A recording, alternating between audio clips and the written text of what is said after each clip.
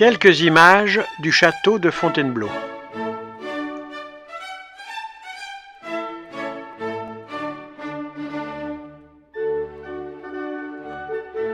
Les premières traces du château de Fontainebleau remontent au XIIe siècle. Au lieu de l'histoire de France, le château de Fontainebleau a été l'une des demeures des souverains français depuis François Ier, qui en fit sa demeure favorite jusqu'à Napoléon III. Plusieurs rois ont laissé leur empreinte dans la construction et l'histoire du château, qui est ainsi un témoin des différentes phases de l'histoire de France depuis le Moyen Âge. Le château se compose d'éléments de style médiévaux, Renaissance et classique. Il témoigne de la rencontre entre l'art italien et la tradition française, exprimée tant dans son architecture que dans ses décors intérieurs. Napoléon Ier fit revivre Fontainebleau à partir de 1804. Il le fit meubler, y tient sa cour pour laquelle il fait aménager 40 appartements de maître. Fontainebleau est aussi un lieu de décision politique, comme le montrent la salle du trône et la bibliothèque de travail de l'empereur.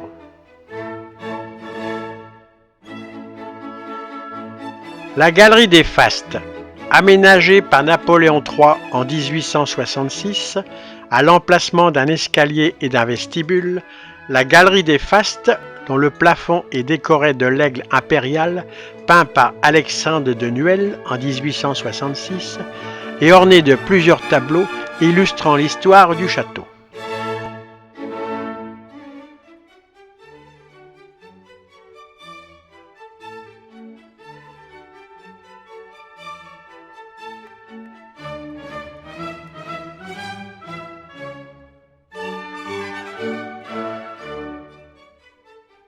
Chambre à coucher d'apparat.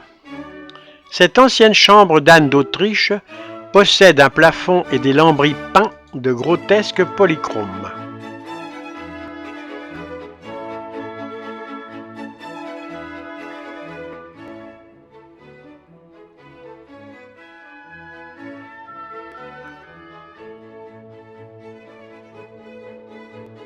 Galerie François Ier. Construite entre 1528 et 1530. Elle mesure 60 mètres de long et 6 mètres de large et constituait autrefois un pont couvert jouissant d'ouvertures des deux côtés. Le roi François Ier la fit édifier et décorer afin de relier ses appartements à la chapelle Trinité.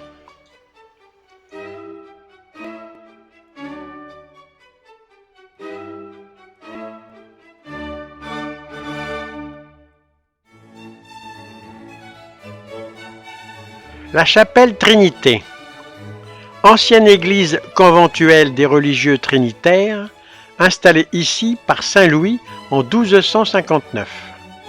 Celle-ci a été rattachée au château sous François Ier.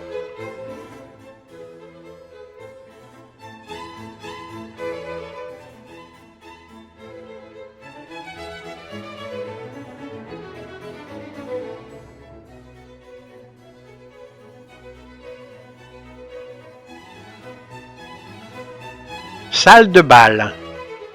La salle de bal, dite parfois Galerie Henri II, longue de 30 mètres, large de 10, a une superficie de 300 mètres carrés.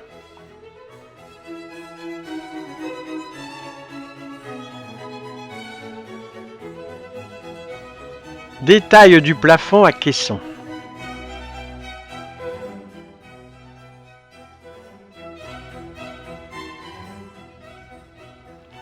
Balcon où les rois assistaient aux offices. Petit appartement de Napoléon Ier. Salon de l'abdication. Le mobilier empire, mis en place en 1808, de ce salon témoigne de l'abdication de Napoléon Ier, survenue le 6 avril 1814. Le salon aux oiseaux. Le salon topographique sous Napoléon Ier. Horloge qui donnait l'heure de chaque département. Salon d'études de l'impératrice. Le salon d'études à Rotonde se situe sous la salle du Conseil. Le mobilier de style Empire a appartenu à Marie-Louise. Chambre de Napoléon Ier.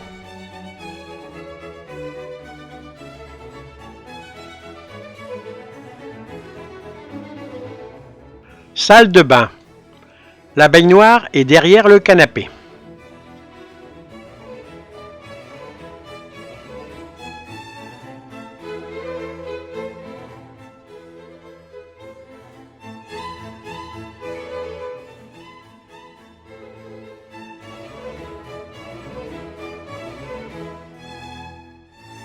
La galerie des serres. L'escalier du roi.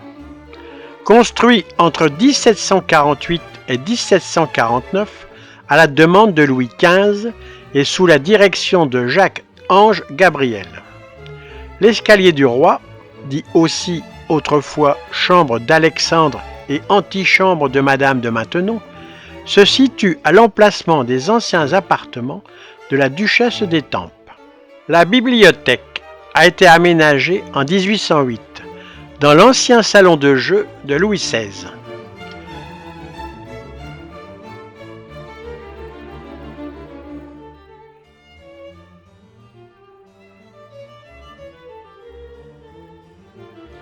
Le salon François Ier. Le salon François Ier est nommé parfois chambre de la reine Éléonore à partir de 1530 ou antichambre de la reine, dès 1565, avant de devenir salle du grand couvert de la reine et salle de spectacle du XVIIe au XVIIIe siècle. Elle devint par la suite la salle à manger de Napoléon Ier, en 1804, puis servit de salon de réception sous Louis-Philippe. Salon du donjon. Installé dans les vestiges du château médiéval, le salon du donjon, autrefois appelé chambre de la grosse vieille tour, et appelé parfois chambre Saint-Louis. Le salon blanc. Le salon blanc, ou petit salon de la reine, il a servi à Marie de Médicis, il fut d'ailleurs décoré par elle. Le grand salon de l'impératrice.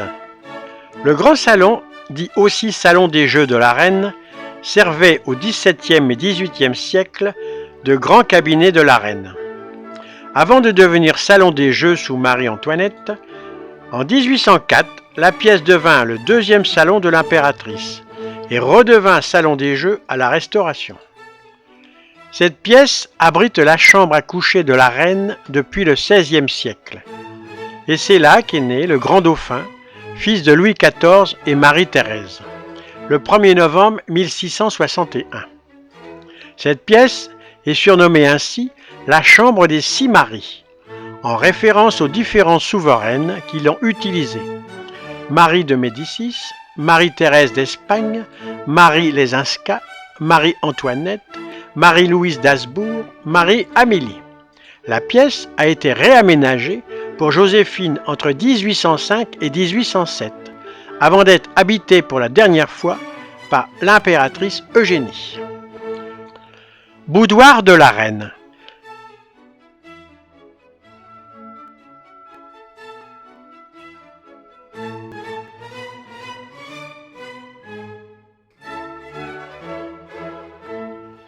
Salle du trône. Cette ancienne chambre à coucher, du roi Henri III à Louis XVI, a été transformée en salon de l'empereur par Napoléon Ier en 1804, puis en salle du trône en 1808.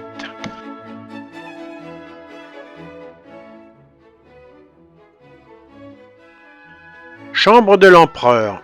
Louis XVI fit dédoubler l'aile en 1786 en ajoutant des appartements, la privant ainsi de son ouverture sur les jardins de Diane. Petite chambre à coucher.